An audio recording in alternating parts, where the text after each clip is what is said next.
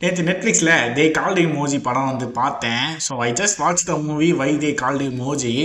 ஆனால் அந்த படத்தில் அவரோட பேர் ஓஜஸ் கம்பீரா. ஸோ அதை சுருக்கி ஓஜின்னு கூப்பிட்டுருக்காங்க.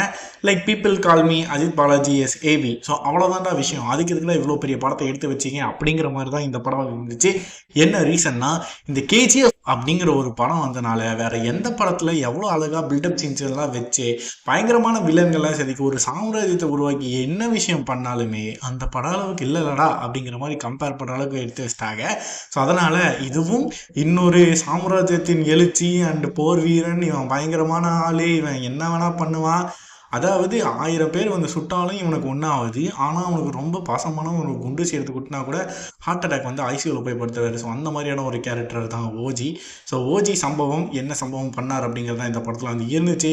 இந்த slow motion sequences and fights இது எல்லாத்தையும் தூக்கிட்டீங்கன்னா இந்த படத்தில் மிச்சம் ஒரு 1/4 மணி நேரம் தான் மிச்சம். அந்த 1/4 மணி நேரத்தில் ஒரு 2 நிமிஷம் பிரியங்கா மோகனுக்கு வந்து கொடுத்துருக்காங்க. ஸோ அவங்களும் வந்து இந்த படத்தில் நான் ஒரு முக்கியமான கேரக்டர் பண்ண போகிறேன்னு நினச்சிருக்காங்க. என்ன கேரக்டர்னா, ஹீரோ யாருன்னே தெரியாமல் அவரை லவ் பண்ணி கல்யாணம் பண்ணி ஒரு குழந்தைய பெற்றதுக்கு அப்புறமா அநியாயமா வில்லன் மூலமா செத்து போயிடுவாங்க. ஸோ இந்த ஒரு புனிதமான கேரக்டர் அவங்க வந்து பண்ணிடுறாங்க.